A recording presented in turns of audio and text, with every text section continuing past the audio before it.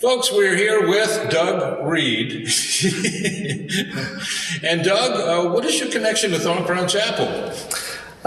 You have a couple of them, I got a few. Got a few, yes. We go way back. I've been the pastor here at the chapel for a little over 35 years, and my dad, Jim Reed, was the founder of THORNCROWN Chapel. He opened the chapel back in 1980. Oh, gee. And how old were you when he built the chapel? I was in college when the chapel was being built. It was all kind of mysterious to me. My dad, all I knew is he had this idea, what we thought was a crazy idea, to build a glass chapel in the woods, and I was quite impressed when I actually saw it. What was your dad like before THORNCROWN Chapel? Because I mentioned before there were a lot of myths about THORNCROWN, and there are a lot of myths about your dad. The first thing I told you that I had heard about him was he had never been in a church before. Well, that I got a feeling it's not true. That's not entirely true. Probably what they meant, he wasn't really a church goer. He spent most of his life not going to church, and he's struggled with alcoholism for a lot of his life, and just before he died, he wanted to write a book, and he was going to call it The Unlikely May Also Serve, because he felt like that was his story, that he was the most unlikely guy in the world to build something like this. He came in one day and told us that he wanted to build a glass chapel in the woods, and we all thought he was nuts, and everybody thought he was nuts. And one of the reasons people would give him not to do it is exactly what he said: you're the wrong guy. You don't even go to church. What are you doing building a church out in the woods? So it was a very unusual story. It had some very difficult trials for him, but a very, very wonderful ending. So. Well, did he change after THORNCROWN? I know his health, from what I understand, his health went down. Yeah, that happened about 5 years. He died about 5 years after the chapel was open. But yeah, he changed dramatically. I was away at college, and I could tell something had changed, because when I'd come home from college, he'd always give me a handshake. He was kind of distant kind of guy, and I came home from college just after the chapel was completed, and it stuck out my hand to shake his hand, and he batted my hand away and grabbed me and gave me a big hug. And I knew what is going on here, So yeah, he had a dramatic change of life, largely through failing to build and running out of money, and all the struggles and all the things that were said about him, and all that he went through. He kind of came to the end of himself, and you probably heard it said, when you reach the end of yourself, you reach the beginning of God, and I think that's what happened to my dad, and he was dramatically changed. My relationship with him was changed, and the last 5 years of his life were definitely the best.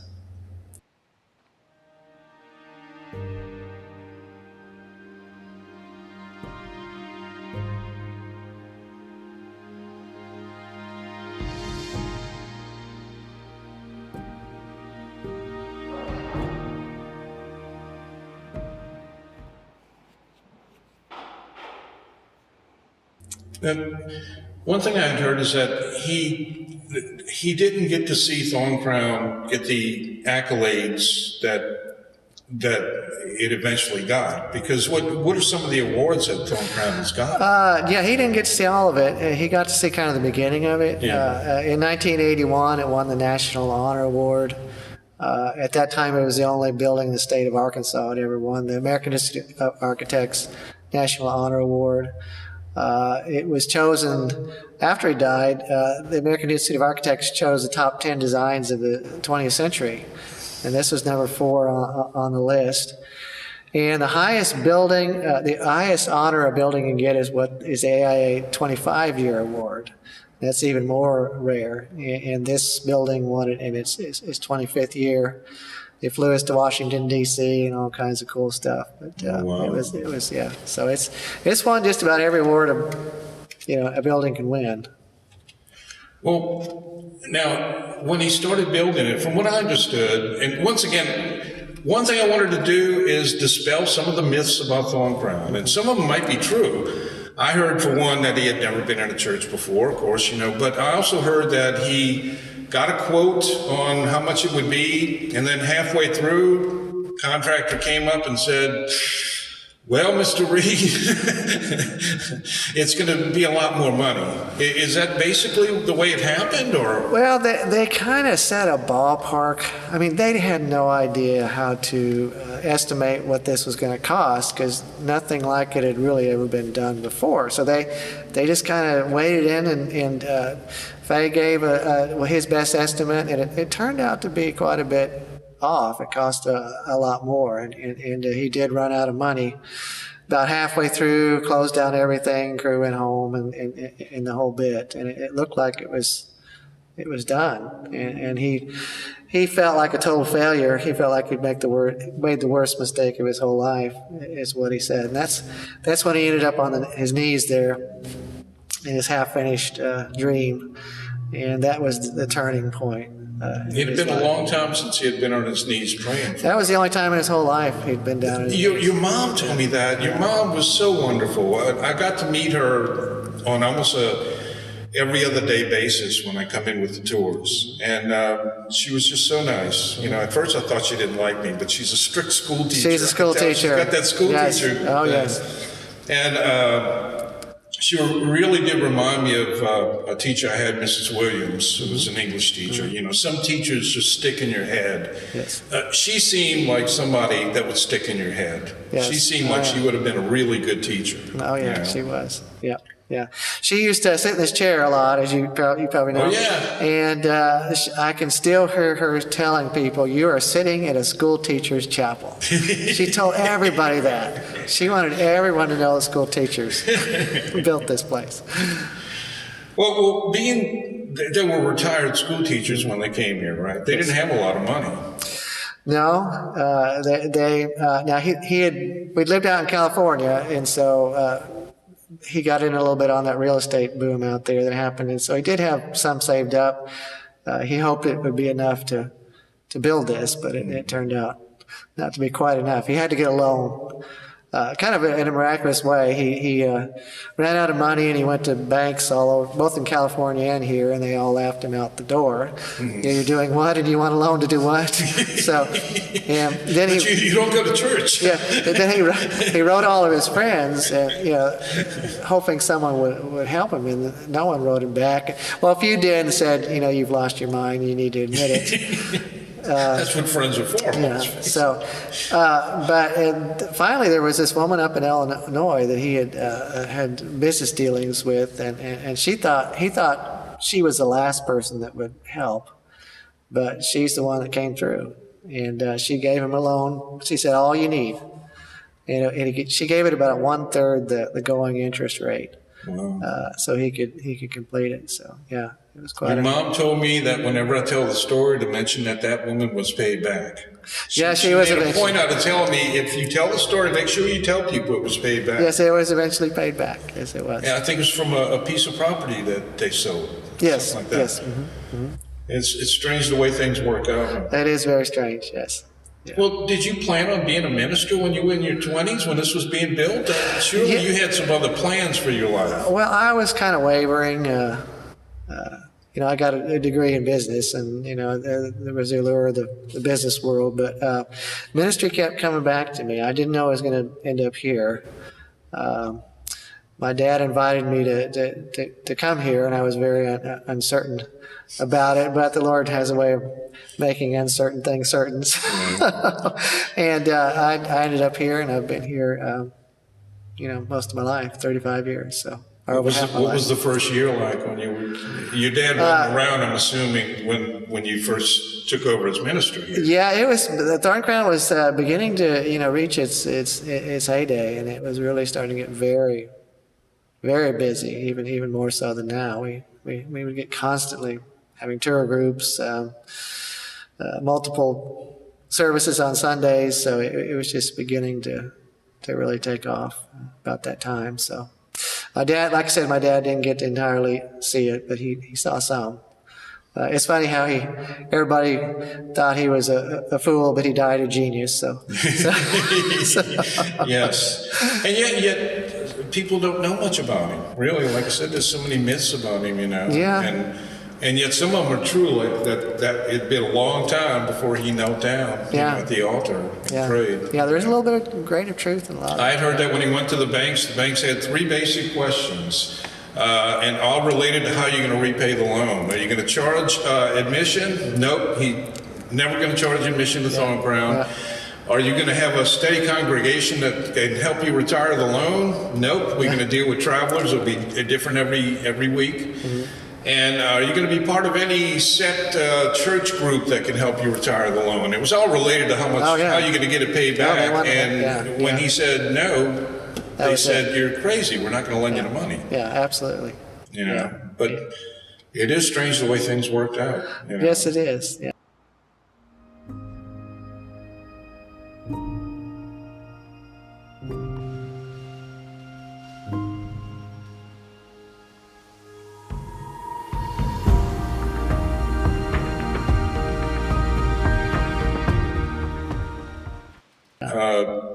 Well, what have been some of the challenges this year with THORNCROWN and COVID, the whole thing?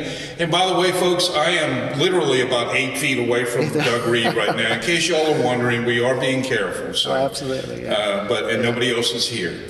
But how's this year been for THORNCROWN? It's been the most unusual year I've seen in all my years here. It of course began with the lockdown and all that, and this place was a ghost town, and all our weddings canceled, and it was a bit scary, but I actually kind of enjoyed it because I'm kind of an introvert, and having this place to myself for 2 months was kind of like heaven. I actually would enjoy getting up and I get to go to work today because no one's going to be here, just me. So I kind of loved it, but it was hard. Then we opened our doors and no one came for quite a while, but then everybody came. When did you open? When did you finally open? Oh gosh, I can't remember. Was it in May? I think it was in May we finally opened. But and then everybody came, as you know. It was just overwhelming, the number of people who came, and people started to get married again. Only smaller weddings and elopements and the second half of the year was just overwhelming. All the people who came and everybody wanted to get married. So well, it's such a wonderful place to get married. I mean, really, Well, a lot of the stories we heard that they had plans elsewhere, big weddings, and places that got hit by the lockdown, and so they said, "Well, we're going to scale down and come to THORNCROWN." So we heard that a lot. So, do you ever get tired of coming into THORNCROWN? If I was you, I'd be coming down here, I think, just to come down and meditate sometimes. I mean, do you? I never get tired of it because it's always different. It's different every hour of the day, every minute of the day, every day of the week, seasons, and you always see something new. And it's I love being down here by myself. I love the folks come, but like I say, I love being down here by myself, and it's a wonderful thing. I know that feeling. I told you the other day I felt selfish because, when I was down here photographing, it was so nice. Just, I could almost feel my heartbeat. It was amazing. And there's just something about it when there's nobody around that I didn't know it was like that. It was almost a little stunning at times. It has that effect. And the lighting, of course, with the crosses, it's just amazing. The floating cross phenomena, I guess you could say. I'm glad I finally caught that on camera because people thought it was just another legend. When it's true. Or they think it's projected or something.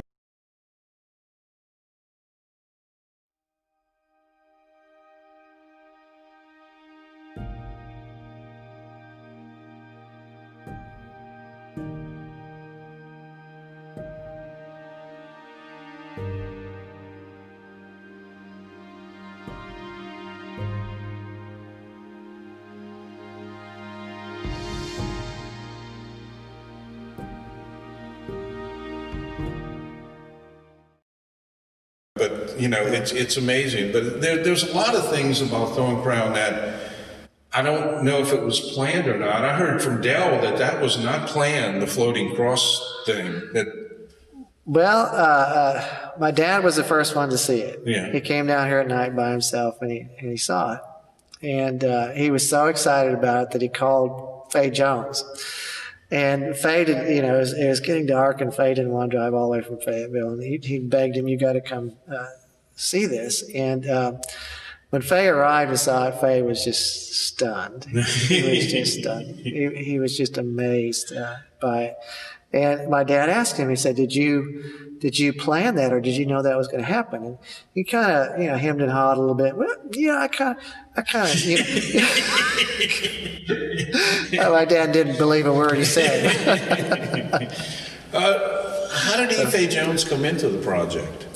Well, it was quite by accident. My dad got the idea to build the chapel. Yeah. He had no idea what it was going to look like or anything. He needed an architect. But where do you get something like that here in the Ozarks? And this was the Ozarks in the 80s. Yeah. You know, everything was sleepy still back then. And he was, one morning, my dad was an early riser, and he was having breakfast with his friend. And they were the only two people in the restaurant. And there was another guy sitting by himself about a table or two over. And my dad was, you know, asking, you know, where am I going to get an architect? It turned out this guy at the next table was a very good friend of Faye Jones. And he said, "I'm sorry to eavesdrop, but I know your guy." And he went out of his way to give them an introduction. But still, Faye later said he had no intention of doing THORNCROWN. And the reason he gave was because my dad was from California. And he had severe California stereotypes in mind. But my dad always wore a suit. He went in to see Faye, and he had a suit and tie on. It kind of impressed him a little bit. But then he found out my dad was from Pine Bluff. And Faye Jones was from Pine Bluff. And they even remembered they had some of the same teachers in school. And so all of a sudden they're best pals. So it's because of that Faye took the job. How things work out. It's really, I mean, it's corny to say it, but it's almost like, you know, there's another hand working, you know. And this has been such an inspiration for everybody, you know.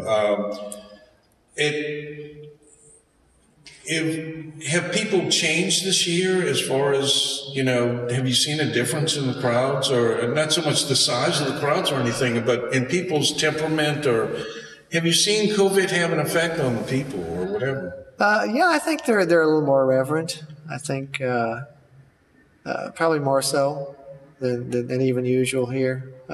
THORNCROWN always kind of has that effect on a lot of, not everybody, but most people. But I think even more so this year, we've seen more tears and more people sitting in silence in this place. But yeah, I think it's been a tough year for a lot of folks. Yeah, it has. It's been a tough year for THORNCROWN, hasn't it? Yeah, it has. It has. You feel comfortable talking a little bit about the money situation at THORNCROWN? I mean, we recovered a lot the second half of the year. Yeah. We were real worried, of course, the first half, but we've recovered a lot, and I think we're going to be okay. So, well, because people get this idea that THORNCROWN has got these grants just flowing in, you know, that people are just throwing money at THORNCROWN. And that's another myth I wish was true. No, we have never gotten a grant. We've tried, but we've never been able to get one. And we have no wealthy benefactors or anything. We do it a little bit at a time, just small donations and weddings. That's the way we've always done it out here, just a little bit at a time. So. One myth that I'd heard early on was that the worship center was not designed by Faye Jones, and I was very surprised recently to find out that it was designed by Faye Jones. Yeah, that's And you can see when you go into it, which I'd never been into it until recently, until you took me into it. You can see the touch. You know, you can see the similarities. And I think it's a beautiful building. I don't know why, but I had always thought, well, it's probably not much, you know. But I mean, it's not the same as THORNCROWN, but it's just gorgeous. You know, it's really nice and well designed. Yeah. You can tell. You can walk into a Faye Jones building and recognize whether it's a home or a chapel or whatever, and just immediately you know it's Faye Jones. He's got his certain trademarks, and that of course the Frank Lloyd Wright influence. He was good friends, and Frank Lloyd Wright was his mentor, and so you can see, just like you can go into Frank Lloyd Wright space and you know it's him. It's the same thing with Faye Jones. So. I'm not sure when Frank Lloyd Wright passed away, but did he ever get a chance to come to the No, this came later. Oh, okay. This came later. Yeah. Some people say he used to say about Faye that Frank Lloyd Wright built horizontally and Faye Jones built vertically. Mm-hmm. Everything was up with Faye, so yeah. Is there some message that you'd like to send out to people in this holiday season at the end of the year? Well, hang in there is a good one. We're gonna get through this, and we have a lot more blessings than curses this year. There's a lot more to be thankful about than to be discouraged about, and so keep hope. Keep times like this. Endings are always beginnings, and that was what happened to my dad. Mm-hmm. He reached the end of his rope, and that's not always a bad place to be, because good things happen there. And I've seen that happen a lot. Yeah, good things happen there, and it can happen with us too. And I think sometimes God brings us through years like this where we seem to reach. And some people in big ways, some people in small ways, kind of reach the end of ourselves, and that's the beginning place. It's not a bad place to be. It's a place we can be thankful for in the long run. There is a lot to be thankful for. We live in a wonderful place. It's beautiful. It's been an inspiration to me, and has THORNCROWN too. And it's a wonderful little place to live. It's a gem in the middle of the Ozarks. We are so blessed. We are so blessed to live here. When you've got something like THORNCROWN that you can go to, there's so many nice things to go see. The Christ of the Ozarks statue. There's a lot of things that you can do. The park here that don't have to cost a lot of money, But THORNCROWN is the first thing I tell people. If you're going to go do anything in Eureka Springs, go to THORNCROWN, then Turpentine Creek. Yeah, Turpentine Creek. No architectural wonder, but they've got other wonders. They do good work there. Oh, they do fantastic work. They have a different kind of wonder there. Yeah. And how's Christmas going to be for the Reed family? I mean, is it just going to be? You've got what I call the Reed complex, the THORNCROWN complex. How is Christmas going to be? Is it going to be any different for the Reed family this year? It's going to be a lot smaller. We're just going to have our immediate family. Usually we have folks fly in from all over. It's kind of a special time for us, but this year it's just going to be us. Do you have do you have children? I don't know. Yes, I've got 3 kids. I'm sorry, my ignorance is really vast, but I just never thought about it, Yeah, they're THORNCROWN kids. They grew up in this place. I guess they did, really. They did. Yeah, I have 3 kids. One in California, one in Kansas City, and one in Fayetteville. Were there rules that they couldn't do in THORNCROWN? You can't jump on the seats or something like that, or? They were good kids. They never broke anything. But just don't fall asleep during Daddy's sermon, I guess. Yeah. Well, hopefully next year is going to be a whole different situation. I'll be happy for one when the vaccines come out and stuff. Absolutely. That's going to change things a lot for me. Yeah. And I hope to one day be married at THORNCROWN. We'll be here. When I went into Doug's office, y'all can hear me off camera, they had a sketch on the wall, and I thought it was a child sketch, to be honest with you. I thought you were going to tell me, Doug, that it was your child had done it or something like that, or a little 6-year-old had sent it in. And then I found out it's Faye Jones' first sketch of THORNCROWN. Yeah, one of the original sketches that he just doodled of Thorncrown. That's wild. Yeah. Interesting enough, when Fay finally finished the design, put hours and hours and hours of work into it, he showed it to my dad, and my dad hated it. Oh, gee. He hated it, yes. And so did my mom. Because it's very hard to visualize this place on paper. And it just looked kind of funny. And I remember my dad showing it to me. I thought, what? Because you just can't visualize it. And my dad decided that he just couldn't live with it. And he went into Fay Jones' office and he said, I just can't accept that. And Fay was heartbroken, almost like, didn't cry, but because he put so much his heart into this, and he thought it was being rejected. And Fay said, "That's too bad. This is a pretty good design, but we'll tear it up and start over." And when my dad saw how hurt he was was actually left the building, and he was walking towards his car, and he saw how hurt Fay was. He goes, "Well, maybe I can give it another try." So he went back and said, let's give it some time. Let me live with it a while. And so what my dad did is he took those designs and carried them under his arm everywhere he went. And he would unroll it and show it to strangers, like the checkout person at the grocery store. Just roll it out. What do you think of this? And everybody he showed it to loved it.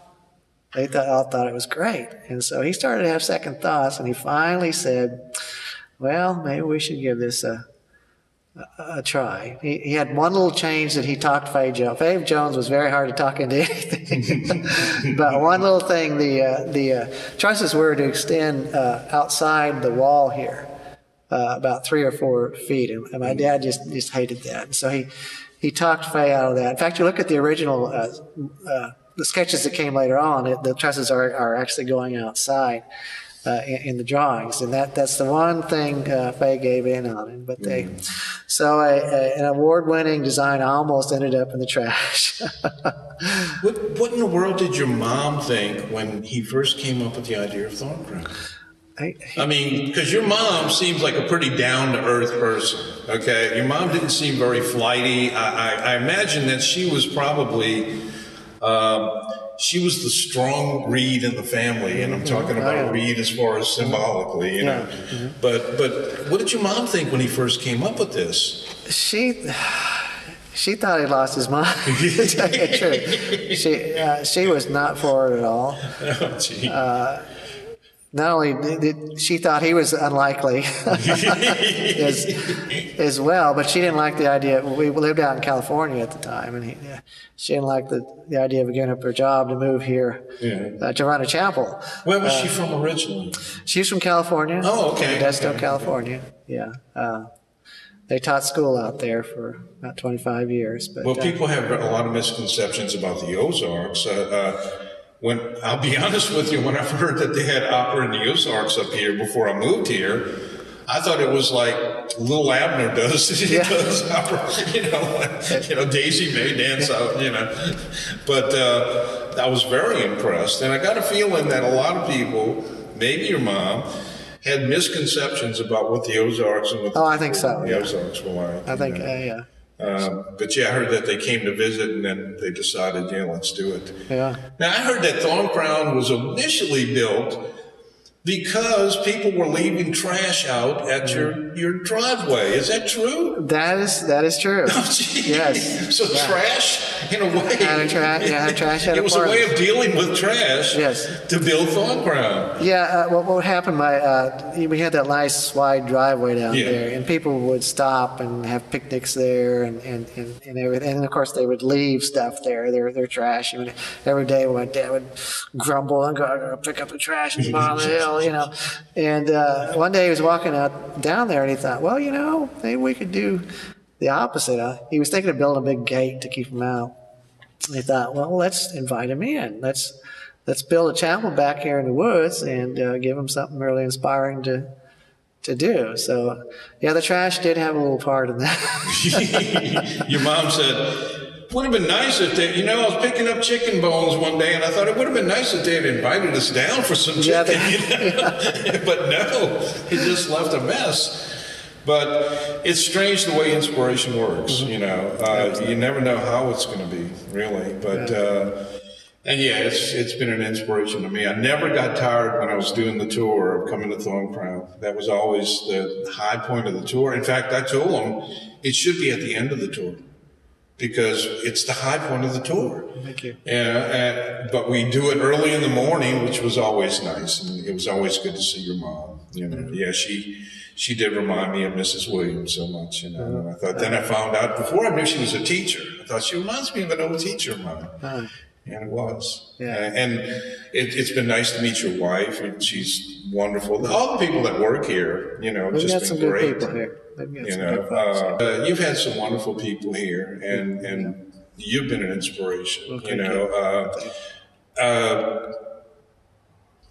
can you see doing this the rest of your life? I think I'm going to be here for the duration. I can't picture you doing anything. I can't picture you going into the corporate life using your degree, your business degree. No, I think I'm here. Yeah. But and you want to encourage people, I'm sure, to come out. How long is THORNCROWN going to be open this year before it closes? Well, we're generally closed in January and February. Okay. Our attendance drops way down, and it gets incredibly expensive to heat this place. So, yeah, we'll be open again in March.